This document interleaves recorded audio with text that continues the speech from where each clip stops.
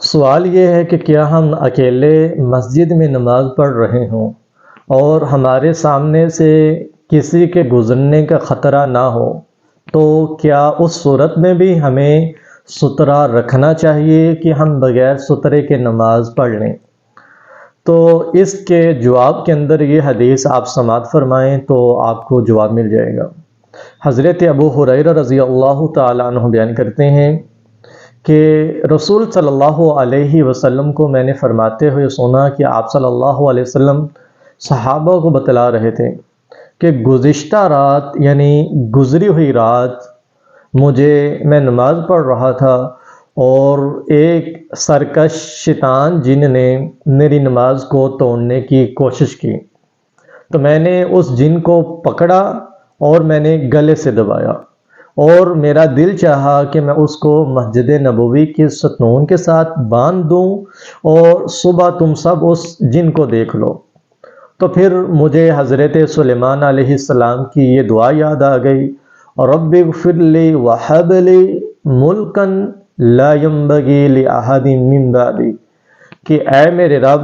مجھے بخش دے اور مجھے ایسی بادشاہت عطا فرما جو میرے بعد کسی کے لائق نہ ہو، کسی کو میسر نہ ہو۔ مجھے ایسی حکومت دے کہ جو میرے بعد کسی کو نہ ملے۔ تو چونکہ جنوں کے اوپر حضرت سلیمان علیہ السلام کی حکومت تھی، تو میں نے یہ دعا کو یاد کرنے کے بعد میں نے اس جن کو چھوڑ دیا۔ تو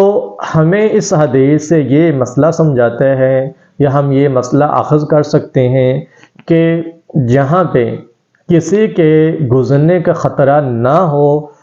تب بھی ہمیں آگے سترہ رکھ کر نماز پڑھنی چاہیے، کیونکہ اگر کوئی جن انسان نہیں تو کوئی جن، کوئی شیطان آپ کی نماز کو توڑ سکتا ہے،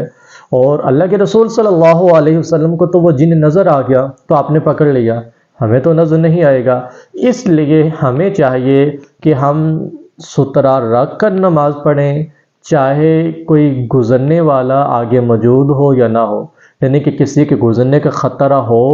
یا نہ ہو، ہمیں سترہ رکھ کر ہی نماز پڑھنی چاہیے، کیونکہ یہ پیارے نبی صلی اللہ علیہ وسلم کی سنت مبارکہ ہے۔